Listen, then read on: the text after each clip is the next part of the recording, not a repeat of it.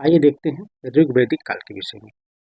ऋग्वैदिक का ये जो टॉपिक हम बताने जा रहे हैं, यहाँ से अक्सर परीक्षाओं में प्रश्न बन जाते हैं, तो बहुत महत्वपूर्ण वीडियो है।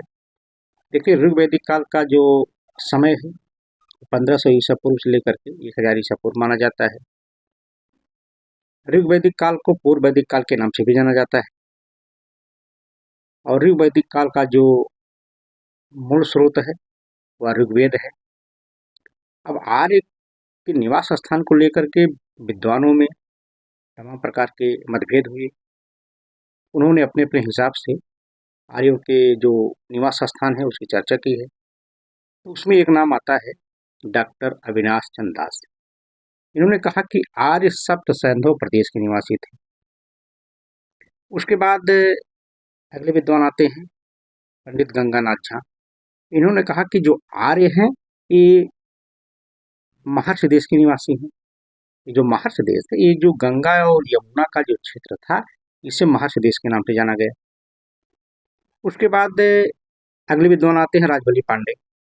राजबली पांडे ने कहा आर्यों का जो मूल निवास है यह मध्य देश है। यह मध्य देश जो है, ये जो मध्य प्रदेश का लगभग क्षेत्र है, इसे मध्य देश के नाम से जाना गया। उसके बाद आते हैं अगले विद्वान बाल गंगाधर तिलक। बाल गंगाधर तिलक ने कहा कि जो आर्यों का मूल निवास स्थान है वह उत्तरी ध्रुव है, अर्थात जो आर्कटिक का क्षेत्र था यही आर्यों का मूल निवास स्थान था। उसके बाद स्वामी दयानंद सरस्वती आते हैं। ये कहते हैं कि आर्यों का जो मूल निवास था वह तिब्बत था। अर्थात कहा, इन्होंने कहा कि जो आर्य थे वो तिब्बत से होकर यहाँ पे आए थे। उसके बाद विद्वान आते हैं professor Max Muller. Professor Max Muller ने कहा कि आर्यों का जो मूल निवास था वह मध्य एशिया था, अर्थात मध्य एशिया से होकर के आर्य धीरे धीरे भारत में आए। उसके बाद देखिए यहाँ पे एक और लिखा है कि सरस्वती और दृश्यवती दो नदियों के बीच का जो क्षेत्र है उसे ब्रह्मर्ष क्षेत्र के नाम से जाना जाता था।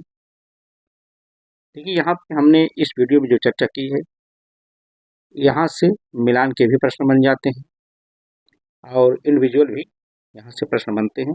लगभग सभी परीक्षाओं में यहाँ से प्रश्न बनते हैं, तो ये वीडियो बहुत महत्वपूर्ण है। तो अगर आपके पास तक हमारा वीडियो पहुँच रहा है तो हमारे चैनल को सब्सक्राइब करिए, लाइक करिए और कमेंट जरूर करिए, इससे हमारा उत्साहवर्धन होता है।